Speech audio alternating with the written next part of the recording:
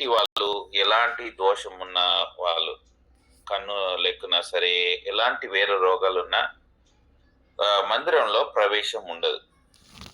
అయితే కుంటివాడు ఎప్పుడు కూడా మందిరంలో వెళ్ళలేదు.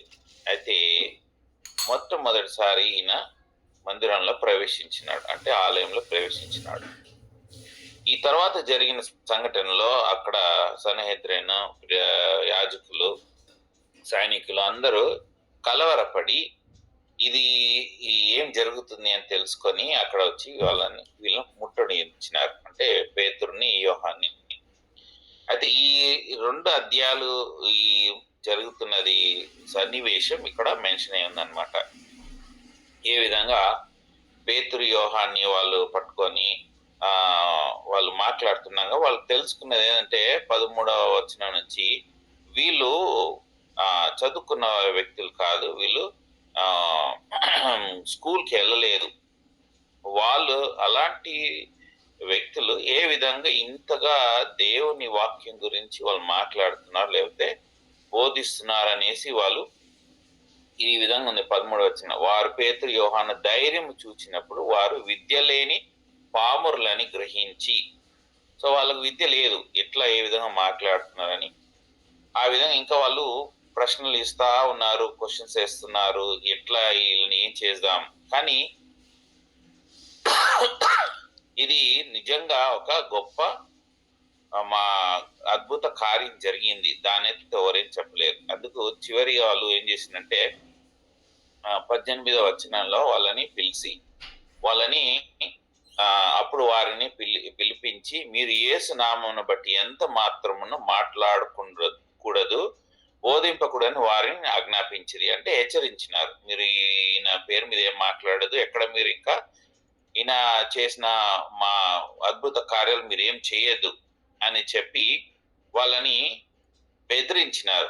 21 వచనం ప్రజలందరూ జరిగిన దాన్ని గురించి దేవుని మహిమపరచుచుండి కనుక సభ వారు ప్రజలకు భయపడి వీరిని శిక్షించి విధమేమీ కనుగొనగలేక వీరిని గట్టిగా బెదిరించి విడుదల చేసిరి. సో వాళ్ళని ఇంకే విధంగా వాళ్ళకు ధర్మశాస్త్ర ప్రకారంగా వాళ్ళని శిక్షించడానికి ఏం లేదు, ఇలాంటి తప్పు చేయలేదు వాళ్ళు. కానీ ఇది అద్భుత కార్యం. అయితే ఈ యొక్క వీళ్ళ పేర్లు బాగా మోగుతున్నది, అందరు వచ్చినారు. సుమారుగా 5,000 మంది ఈ మీటింగ్ లో అక్కడున్న దాంట్లో వాళ్ళు దేవుని దగ్గరికి తిరిగినారు. యూదులు ఎవరు ఆ మందిరంలో ఉన్న వాళ్ళు, ఆలయంలో ఉన్న వాళ్ళు. ఇప్పుడు 23వ వచనం నుంచి మనం ధ్యానిస్తాం. విడిచిపెట్టినారు. అయితే నేను 23 నుంచి చదువుతున్నాను, లేకపోతే మనం మార్చి చదువుతాం.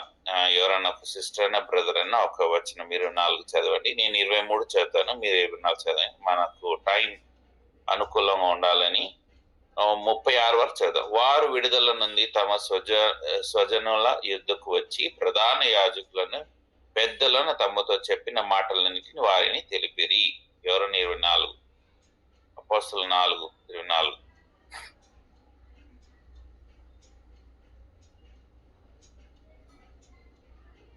లేదా సరే నేనే చదువుతాను. వారు విని ఏక మనసుతో దేవునికి ఇట్లన్న బిగ్గరగా మొరపెట్టిరి, నాదా నీవు ఆకాశమును, భూమిని, సముద్రమును, వాటిలోని సమస్తమును కలుగజేసిన వాడవు, అన్ని జనులను ఎలా అల్లరి చేసిరి. ఎవరన్నారా? 26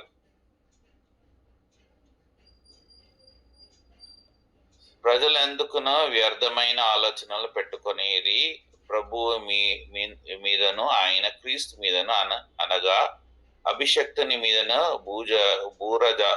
బూరాజులు లేచిరి, అధికారులను ఏకముగా కూడకొనిరి అని నీవు పరిశుద్ధ ద్వారా ఈ తండ్రి నీ సేవకుడైన దావీదు నోట పిలిచితివి. ఏవి జరగవలనని నీ హస్తమును నీ సంకల్పమును ముందు నిర్ణయించిన వాటన్నిటినీ చేయుటకై నీవు అభిషేకించిన నీ పరిశుద్ధ సేవకుడైన యేసునకు విరోధంగా విరోధును పొంతి పిలాతును అన్యజనులతోనూ ఇశ్రాయేలు ప్రజలతోనూ ఈ పట్టణం మందు నిజముగా కూడుకొనిరి. ప్రభువా, ఈ సమయమునందు వారి బెదిరింపులు చూచి రోగులకు స్వస్థపరచుటకు నీ పరిశుద్ధ సేవకుడైన యేసు నామం ద్వారా సూచన క్రియలను మహత్కారములను చేయుటకును నీ చెయ్యి చాపియుండుగా నీ దాసులు బహు ధైర్యముగా నీ వాక్యమును బోధించినట్లు అనుగ్రహించుము. వారు ప్రార్థన చేయగానే వారి కూడి ఉన్న చోట కంపించెను. అప్పుడు వారందరూ పరిశుద్ధాత్మతో నిండిన వారే దేవుని వాక్యం ధైర్యంగా బోధించిరి. విశ్వాసించిన వారందరూ ఏక మనసును ఏకత్యము గలవారయుండిరి.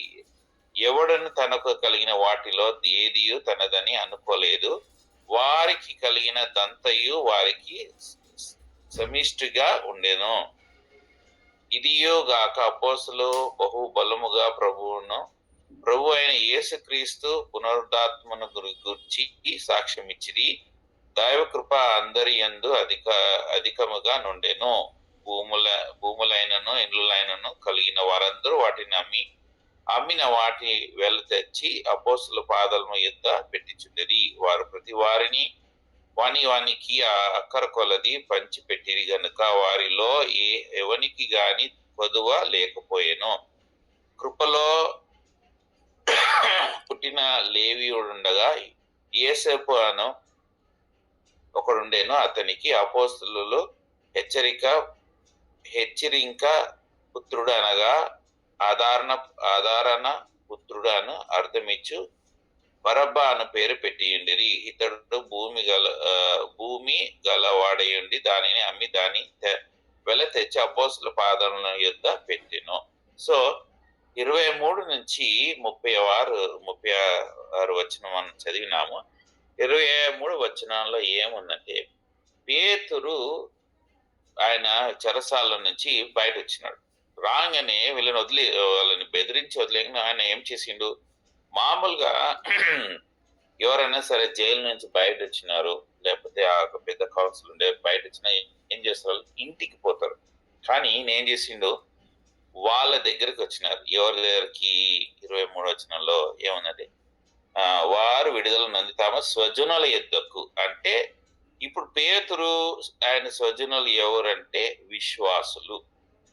మన స్వజనులు ఎవరు అంటే మనకు దేవుడు విశ్వాసులు, మనకు వీలే ఇప్పుడు స్వజనులు. గుర్తుపెట్టుకోండి, మనకి ఎవరు అంటే స్వజనులు విశ్వాసులు. మీరు ఏమి చెప్పాలన్నా, మీరు ఏమి పంచుకోవాలన్నా, సంతోషంగా దుఃఖం కానీ మీ స్వజనులు ఎవరంటే దేవుని నమ్మిన బిడ్డలు, వాళ్ళే నీ స్వజనులు. వాళ్ళ దగ్గర వచ్చి చెప్పండి. మీరు వాళ్ళు ప్రతి విషయంలో వాళ్ళు నీతో నిలబడతారు. అంతేగాని వేరెక్కడో పోయి, ఇప్పుడు చాలా మంది ప్రార్థనకి స్వజనుల దగ్గర వస్తారు, అంటే సంఘం దగ్గర వచ్చేసి ప్రార్థన విన్నపాలు ఇస్తారు. ప్రార్థనకి జవాబు వచ్చిన తర్వాత వాళ్ళు ఏం చేస్తారు, మామూలుగా సపోజ్ ఒకరు వీసా గురించి, యుఎస్ వీసా గురించి ప్రార్థన చేయి అన్నారు. ఒక యవనస్తుడో యవనరాలు వచ్చిన తర్వాత వాళ్ళు ఏం చేస్తారు, వాళ్ళు ఎంజాయ్ చేయడానికి, లేకపోతే వాళ్ళు సంతోషంతో సెలబ్రేషన్ ఏం చేస్తారంటే వాళ్ళ ఫ్రెండ్స్తో వెళ్ళి బయట చేస్తారు. కానీ ఇక్కడ సంతోషకరమైన వార్త, విడుదల కాగానే పేతురు తన స్వజనుల దగ్గర వచ్చి ఏం జరిగిందో చెప్పి. సో మనం నేర్చుకోవాల్సిన పాఠం ఏంటంటే, మన స్వజనులు ఎవరు అంటే విశ్వాసులు. ఏదైనా సరే ఫస్ట్ వాళ్ళకి చెప్పుకోవాలి. చాలా థ్యాంక్స్ బ్రదర్, చాలా థ్యాంక్స్ సిస్టర్, చాలా థ్యాంక్స్ సంఘం, మీరు చేసిన ప్రార్థన వల్ల నాకు వీసా వచ్చింది అని ఫస్ట్ వాళ్ళతో సంతోషించండి. పేతురు తర్వాత ఇంటికి పోలే అని కాదు, ఇంటికి పోయినాడు. కానీ మనం ఫస్ట్ విశ్వాసులతో మనం సంతోషించిన తర్వాత నెక్స్ట్ మనం ఇతరుల దగ్గర, ఫ్రెండ్స్ కానీ ఎవరైనా సరే. ఇప్పుడు 24వ వచనంలో ఇక్కడ ఏముంది అంటే, వాళ్ళు ఇక మొదలు పెడుతున్నారు. ఏమన్నా మొదలు పెడుతున్నారంటే ఆరాధన, ప్రార్థన, తర్వాత విన్నపాలు. ఏ విధంగా ఆరాధన, ప్రార్థన, విన్నపాలు పెడుతున్నారంటే, నువ్వు చేసిన కార్యం 24 వచనాలు ఏముందంటే, వారు ఏక మనసు దేవుని ఇట్లా బిగ్గర మొరపెట్టిరి, ఆరాధిస్తున్నారు, ప్రార్థన చేస్తున్నారు. నాదా నీవు ఆకాశమును భూమిని సముద్రములను వాటిలోని సమస్తములను కలిగి చేసిన వాడవు. వీళ్ళు ఏం చేస్తున్నారంటే, ఇప్పుడు ఆర్డినరీ క్రైస్తవులు, వీళ్ళు ఆర్డినరీ విశ్వాసులు. వీళ్ళు ఏం చేస్తున్నారు? వీళ్ళకి వీళ్ళు స్కూల్ పోలేదు, కానీ దేవుడు పరిశుద్ధాత్మతో వాళ్ళకి ప్రేరేపించింది వాక్యం వాళ్ళు ఇప్పుడు నెమరేస్తున్నారు. ఎక్సడస్ నిర్గమకాండం 20వ అధ్యాయం 11వ వచనంలో దేవుడు 6 దినాల్లో భూమి ఆకాశం చేసినాడు. కీర్తన 146:6లో ప్రభా నువ్వే ఆకాశం భూమిని నువ్వు చేసినవాడు, అన్ని నువ్వు చేసిన అంటే వాళ్ళు జ్ఞాపకం చేసుకుంటున్నారు. ఒక్కొక్కటి వాళ్ళు నువ్వు చేసినావు అంటే మా వల్ల వచ్చినది కాదు, ఎవరో వచ్చినది కాదు, నువ్వు చేసినావు. తర్వాత 25వ వచనంలో నీవు పరిశుద్ధాత్మ ద్వారా నీ కుమారుడు దావీదు మా తండ్రి ఆయనకు మీరు ఈ దేశం ఇచ్చినారు, రాజ్యాలు ఇచ్చినారు, వెళ్ళడానికి మీరు ఇవన్నీ ఇచ్చినారు. తర్వాత మీరు ఆయనని 26వ వచనంలో మీరు ఆయనని అభిషేకించినారు. సో ఇవన్నీ వాళ్ళు జ్ఞాపకం చేసుకుంటున్నారు. జ్ఞాపకం చేసుకుంటూ ఇప్పుడు ఏం చేస్తున్నారంటే ఈ పట్టణము 27వ వచనంలో ఈ పట్టణంలో హిరోదు పంతియలు ఇద్దరు కలిసి అన్యులతో ఏం చేసినారు? యేసు ప్రభుని వాళ్ళు అభిషేకించిన వ్యక్తిని చంపినారు. సో వాళ్ళు జ్ఞాపకం చేసుకుంటున్నారు. ఇది కీర్తన 2వ అధ్యాయం ఒక ఫుల్ఫిల్మెంట్. అంటే కీర్తన 2వ అధ్యాయంలో ఏ విధంగా అయితే రాసి ఉన్నదో ఎవరు అభిషేకించిన వ్యక్తి, ఎవరు ఆ సేవకుడు అంటే యేసు ప్రభుయే. సో వీళ్ళంతా ఇప్పుడు ఏం మాట్లాడుతున్నారు? చాలా ఆత్మీయమైన విషయాలు మాట్లాడుతున్నారు, స్పిరిచువల్ విషయం మాట్లాడుతున్నారు. ఇక్కడ ఏవి కూడా వాళ్ళు పేతురు ఎట్లా చేసినావు, ఏం చేసిండ్రు, నిన్ను ఎట్లా కొట్టిండ్రు, ఏమైంది, ఏమేమన్నారు నిన్ను జైల్లో. ఇప్పుడు చూడండి సోషల్ మీడియాలో ఏమన్నా జరిగి వస్తే బయట ఎట్లా వాళ్ళు ప్రెస్ మీట్ పెట్టి చెప్తారో, వాళ్ళు ఇట్లా చేసిండ్రు, పోలీసులు అట్లా చేసిండ్రు, మమ్మల్ని మేము ఇట్లా మాట్లాడినా, ఇవన్నీ ఏం మాట్లాడతలేదు. వ్యర్థమైన మాటలు ఏం లేవు. ఇక్కడ ఏం మాట్లాడుతున్నారు? దేవుణ్ణి గుర్తు చేసుకుంటున్నారు. అవన్నీ పక్క పెట్టేసినారు. దేవా నువ్వు యేసు ప్రభు గురించి మాట్లాడుతున్నారు వాళ్ళు. నువ్వు అభిషేకించిన వ్యక్తి ఆ ప్రభు యేసు ప్రభు. ఏ విధంగా నువ్వు పరలోకమైన తండ్రి అభిషేకించిన యేసు ప్రభుని కుమారుణ్ణి వాళ్ళు ఎట్లా చంపినారు, అది వాళ్ళు గుర్తు చేసుకుంటున్నారు. ఇది సామ్స్ చాప్టర్ 2 ఒక ఫుల్ఫిల్మెంట్. ఇప్పుడు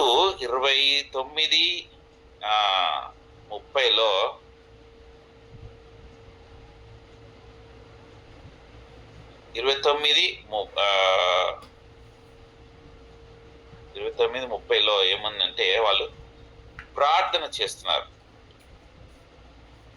ఎవరన్నా చదవండి తెలుగులో.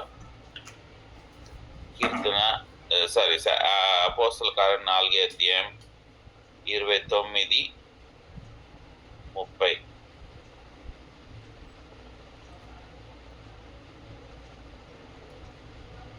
ప్రభువా ఈ సమయమునందు వారి బెదిరింపులు చూచి రోగులను స్వస్థపరచుటకును ఈ పరిశుద్ధ సేవకుడైన యేసు నామము ద్వారా సూచక క్రియలను మహత్కార్యములను చేయుటకును నీ చేయి చాచి ఉండగా నీ దాసులు బహు ధైర్యముగా నీ వాక్యమును బోధించినట్టు. సో ఇక్కడ వాళ్ళు ప్రార్థన చేస్తున్నారు. ఇంకోటి వాళ్ళు గుర్తు చేస్తున్నాయంటే వీళ్ళని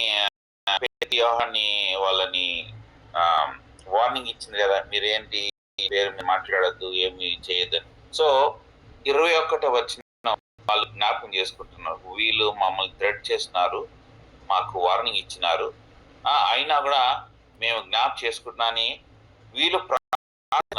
ఈ ఒక ప్రార్థన అంతా 30 వచ్చిన వరకు 1 మినిట్లో జరిగిన ప్రార్థన ఇదంతా.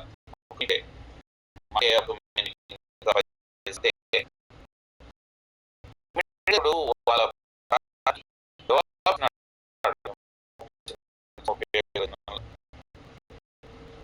వారు ప్రార్థన చేయగానే వారు కూడి ఉన్న చోటు కంపించెను. నిన్న వారై దేవుని వాక్యమును ధైర్యంగా బోధించిరి. సో 1 మినిట్ లో చేసిన ప్రార్థన దేవుడు ఇమ్మీడియట్ గా అక్కడ జవాబిచ్చినాడు. అంటే మన వ్యక్తి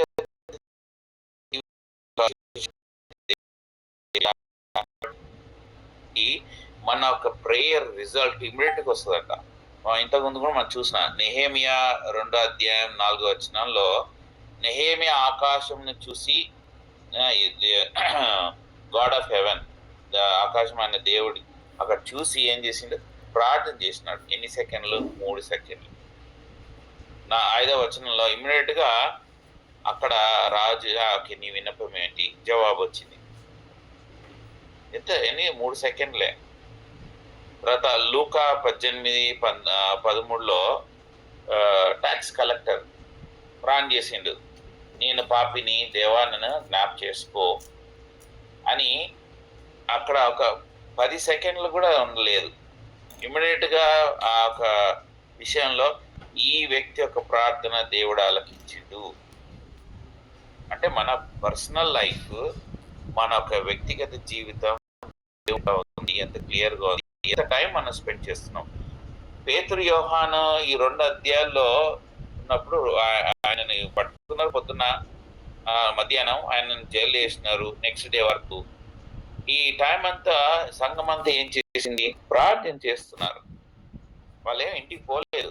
ఎందుకంటే పేతురు తిరిగి వచ్చినప్పుడు వాళ్ళంతా ఆడనే ఉన్నారు. వాళ్ళ దగ్గరకు వచ్చినాడు. వాళ్ళు ఎడతెగక ప్రార్థన చేస్తున్నారు. మన జీవితంలో కూడా మన ప్రార్థన జీవితం ఎడతెగక ఉండాలి.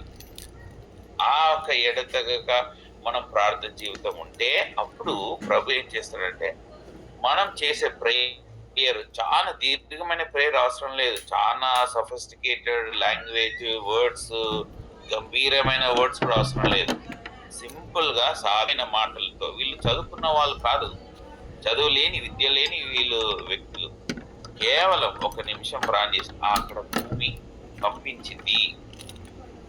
ట్యాక్స్ కలెక్టర్ ప్రే చేసిండు 10 సెకండ్లు, దేవుడు జవాబిచ్చిండు. మత్తయి 20:31 గుడ్డివాడు ప్రార్థన చేసిండు, దావీదు కుమారుడా నన్ను జ్ఞాపకం చేసుకో, దావీదు కుమారుడు. 10 సెకండ్లే. దేవుడు ఏం చేసిండు, ఆయనకు కళ్ళు ఇచ్చినాడు. 10 సెకండ్లే. మత్తయి 15:25 ఒక తల్లి కుమార్ తన కూతురు గురించి, ప్రభువా నాకు సహాయం చేయి, అంతే, వేరేం లేదు. ప్రభువా నాకు సహాయం చేయి. ప్రభు అంటాడు, నీకు ఇది ఇచ్చాల్సింది కాదు, నువ్వు అన్ని రాళ్ళు నీకు ఎట్లా లోన్ కానీ ఇచ్చినారు, కుక్కలకి ఏమి కదా, అట్లా ఇట్లా మాట్లాడినా ఆమె అవును ప్రభువా, అయినా కూడా మిగిలిపోయినాయి. సో నీవు చేసే పరిచర్య చేసిన ఏం చేసినా నీకున్న కొంచెం సమయంలో నన్ను జ్ఞాపకం చేసుకో, నా కుమార్తె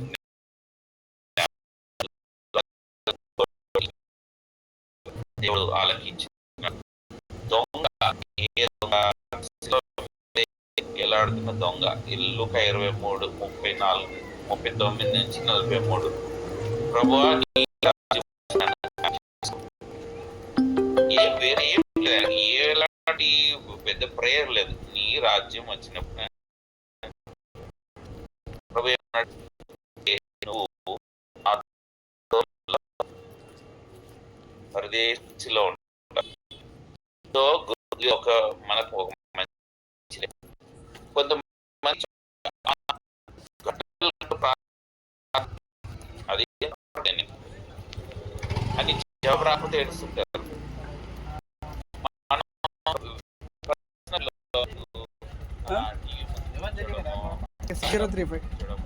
ఫోన్లో మాట్లాడము, బహామస్లో నాతో పనిచేసే వాళ్ళంతా ఇంటికి పోగానే వాళ్ళు స్నానం చేసుకోవచ్చు, ఫోన్లో పుట్టిస్తారు.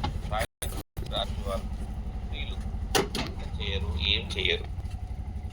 నెక్స్ట్ డే వాళ్ళు ఏం బిస్కెట్లు తెచ్చుకుంటారు తినడానికి. ఏమైంది, నువ్వు వంట చేయలేదంటే బిజీ కూడా అని. ఏం బిజీ ఉన్నావు అని అంటే వాళ్ళతో మాట్లాడుతుంటే, ఎవరితో అంటే ఫ్రెండ్స్తో మాట్లాడుతున్నారు.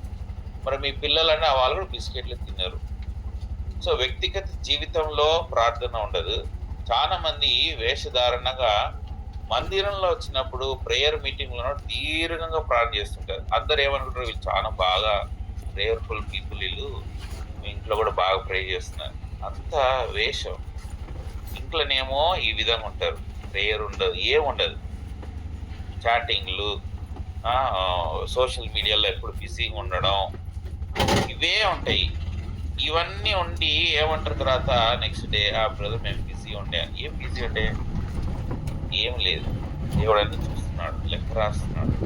మీ వ్యక్తిగత జీవితంలో ప్రేయర్ ఎంతగా మంచిగా ఉంటుందో, మీరు హృదయాన్ని దేవునికి అనుకూలంగా ఆయన మీద ఆధారపడుతూ ఆయన గురించి ఆలోచిస్తారు, రాజ్యం గురించి, అప్పుడు మీరు బహిరంగంగా ప్రార్థన ఇక్కడ అందరితో ఉన్నప్పుడు దీర్ఘంగా ప్రేయర్ చేయాల్సిన అవసరం లేదు. సంఘం ప్రార్థన అన్నప్పుడు చాలా మంది సంఘ ప్రార్థన కొన్ని పాయింట్స్ ఒక మినిట్ చేయమంటే కొంతమంది ఏం చేస్తారు, 10 నిమిషాలు 15 నిమిషాలు ప్రార్థన చేస్తూనే ఉంటారు. వేరే వాళ్ళకి టైం ఇయ్యరు, ఎందుకంటే వాళ్ళు షో ఆఫ్ చేయాలని. అది డిసిప్లిన్ కి విరుద్ధం. ఈ 1 మినిట్ ప్రే చేయి, వీళ్ళంతా 1 మినిట్ ప్రే చేసినారు, భూమి అక్కడ కదిలినది. కీర్తనల్లో 37:4 వాళ్ళు ఏమంటారు, ఈ విధంగా ఉంది. After they prayed the meeting place was షేకెన్.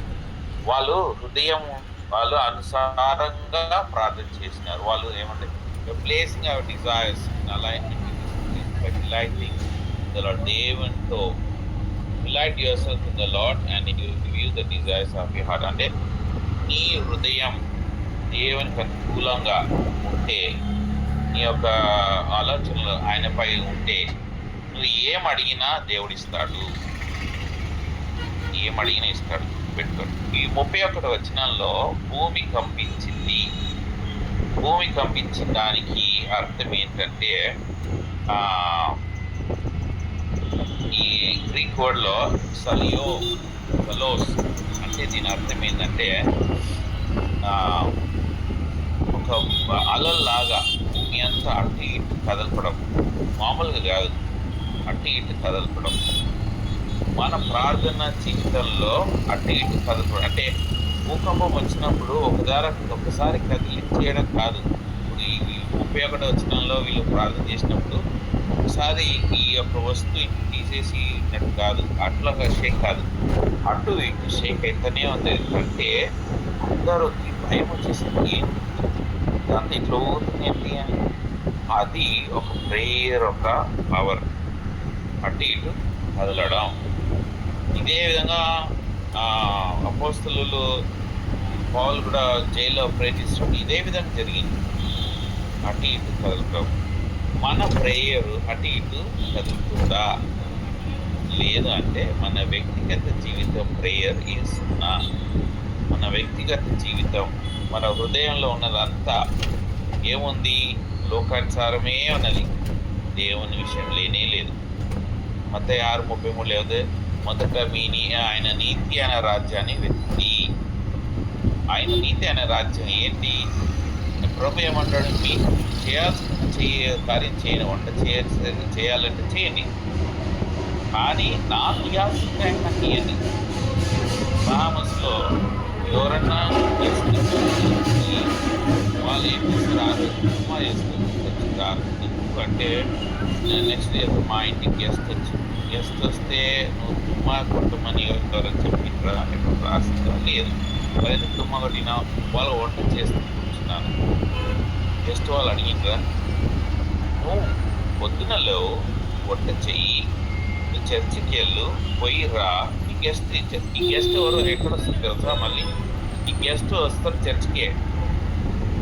వీళ్ళు లాస్ట్ మినిట్ రావడమో లేకపోతే అక్కడ ఉన్న వాళ్ళు చెప్తారు, వీళ్ళు మా ఇంటికి తీసుకురండి అని. గెస్ట్ వాళ్ళు వస్తారు చర్చికి, అక్కడి నుంచి వస్తారు వీళ్ళు ఇంటికి. వీళ్ళేం చేస్తున్నారు, వీళ్ళు వంటగది ఇంటికి ఇక్కడే పరిమితం, మందిరానికి రాలేదు. ఆ విధంగా మనం ఉండకూడదు. 31 వచనంలో భూమి కంపించింది, తర్వాత పరిశుద్ధాత్మ మళ్ళీ నింపుదల అయ్యింది, ఫిల్డ్ విత్ హోలీ స్పిరిట్. ఇది పేతురుకి 3వ నింపుదల. ఇంకోటి అంటే word of God, spoke the word of God boldly. అంటే దేవుని వాక్యము ఏం చేసిందంట, చాలా బలంతో, ధైర్యంతో వాళ్ళు మాట్లాడినారు. ఓన్లీ తెలుగులో చదివితే బాగుంటుంది. రేపు వచనంలో వారు ప్రార్థన చేయగానే వారు కూడి ఉన్న చోట కంపించెను అంటే అట్లిటరీది సెలియోస్. అప్పుడు వారందరూ పరిశుద్ధాత్మతో నిండిన వారై దేవుని వాక్యము ధైర్యంగా బోధించి, ధైర్యంగా ఇక్కడ 4 విషయాలు. వాళ్ళు పరిశుద్ధాత్మ, అక్కడ భూమి కంపించింది, పరిశుద్ధాత్మతో నింపబడినారు. రెండోది దేవుని వాక్యము ధైర్యంగా, దేవుని వాక్యం. నాలుగోది ధైర్యంగా. 4 విషయాలు. పేతురుకి ఇది 3వసారి నింపుదల.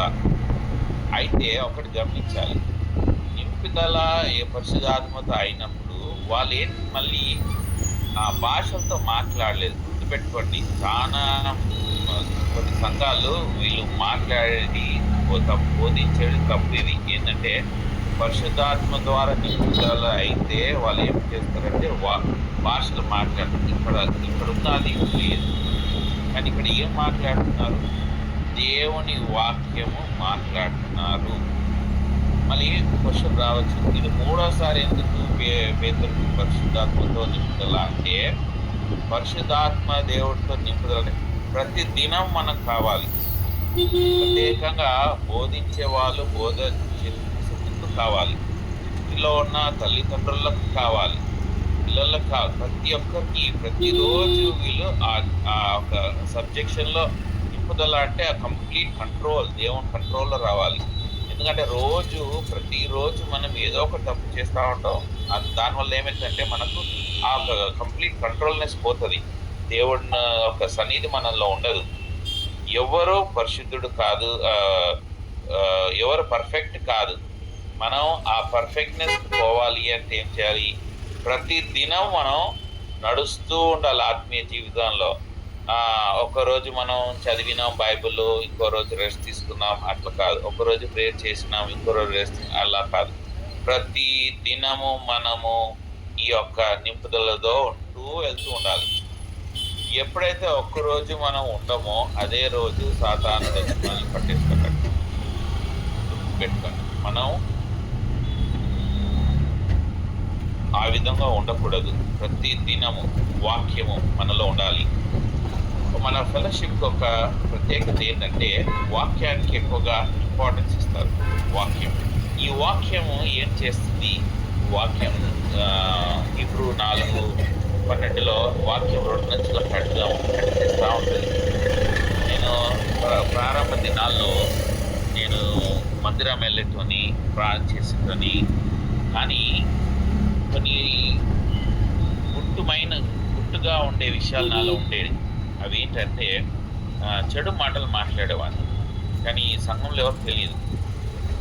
అయితే దేవుని వాక్యం నాకు మాట్లాడింది.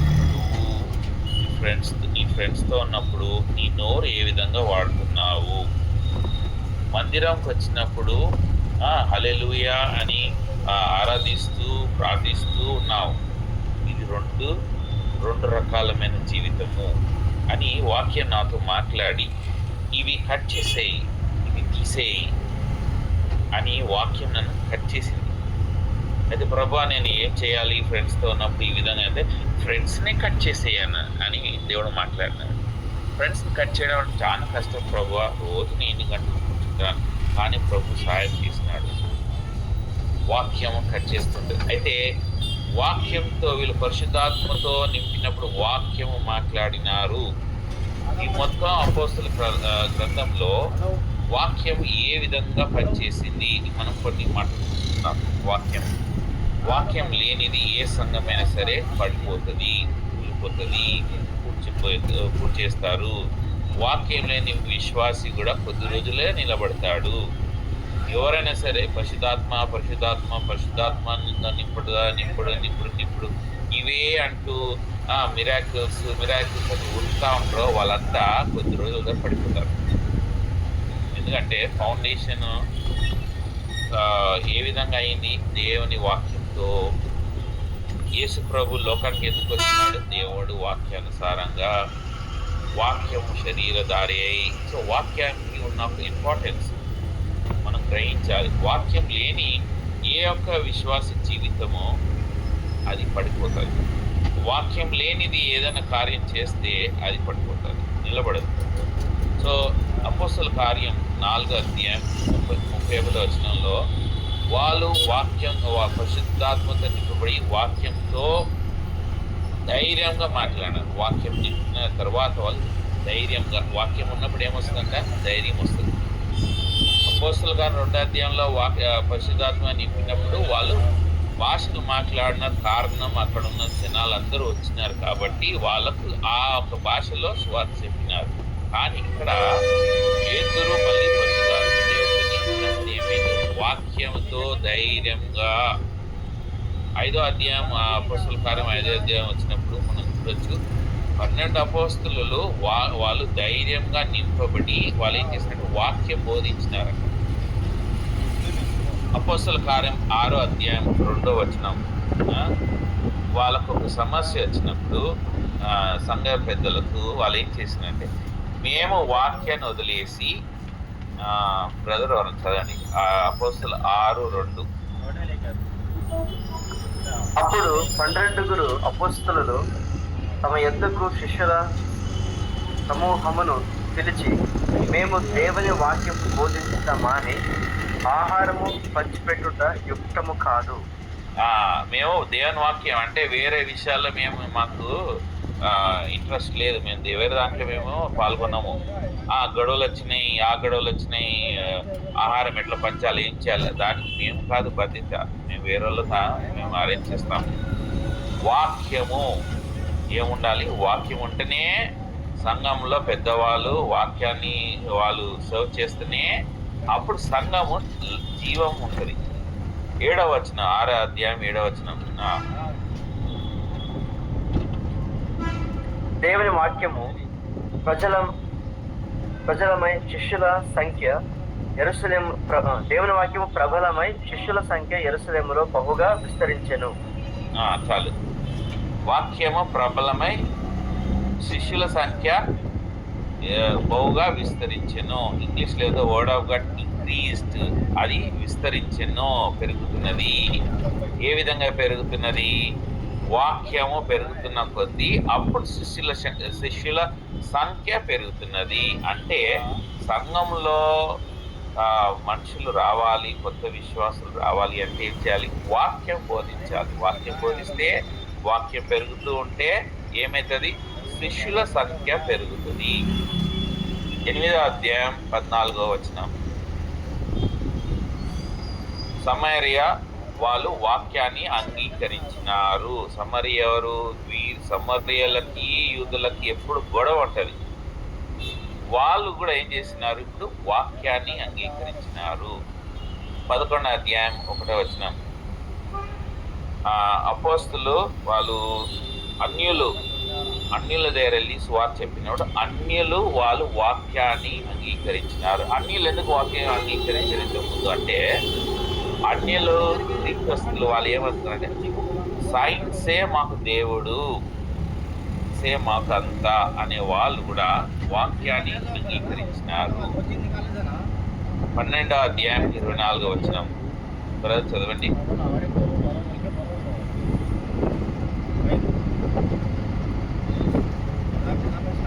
బర్నబయు సౌలును తమ పరిచర్య నెరవేర్చిన తర్వాత మార్కును మారు పేరు గల యోహానును వెంటబెట్టుకుని యెరూషలేము నుండి తిరిగి వచ్చిరి.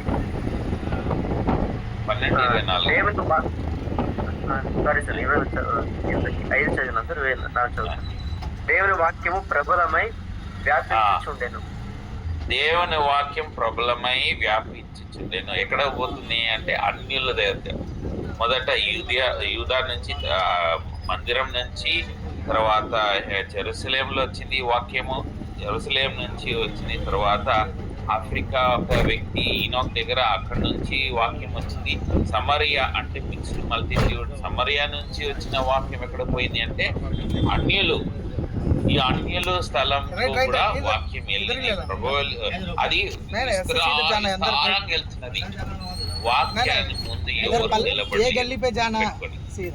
వాక్యం ముందు ఎవరు నిలబడలేదు. ఎవరైనా మిమ్మల్ని తొలగ చేస్తే ఏమంటున్నారంటే వాక్యానుసారంగా ప్రార్థన सीधा जाना ఈ విధంగా ప్రార్థన చేస్తే ఈ విధంగా నిద్ర వస్తే నేను చూసుకుంటా అన్నా కదా, చూసుకోమని ఈ వ్యక్తిని అని చెప్పి ప్రార్థన చేయండి.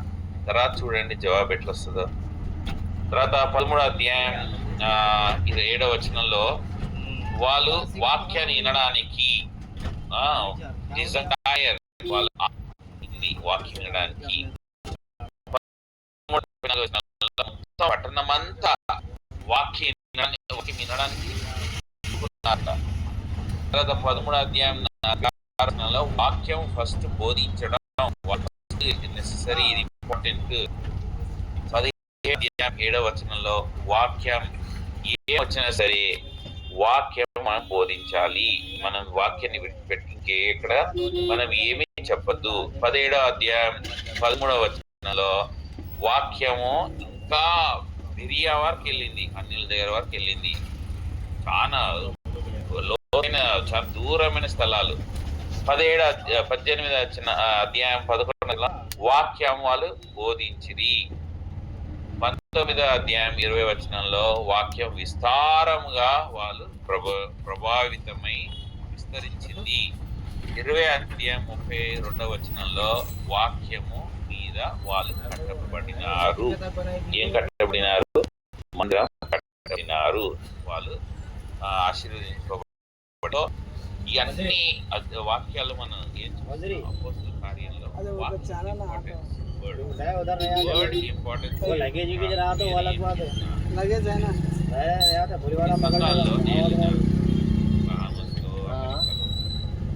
పాటలు ఉంటాయి, డాన్స్ ఉంటాయి, సోలో సింగింగ్ కొరియోగ్రఫీ ఉంటుంది, తర్వాత ఇన్స్ట్రుమెంట్ ప్లే చేసేది ఉంటుంది, స్పీకర్ వచ్చే ముందు ఇంకా వేరే గెస్ట్ వాళ్ళకి అవి ఇవి సన్మానాలు అన్నీ ఉంటాయి. చివరికి వచ్చేకు బోధకుడికి ఇస్తారు, ప్రీచర్ ఏమంటారు, బ్రదర్ 10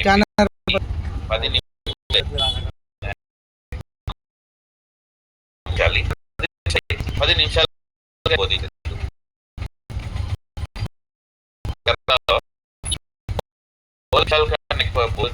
పోయి ఇమీడియట్ గా ప్రభు ఈ యొక్క ఒక జబ్బు వచ్చి ఆయన మంచం మీద పడుతున్నాడు, స్ట్రోక్ అయింది. 10 నిమిషాల వాక్యం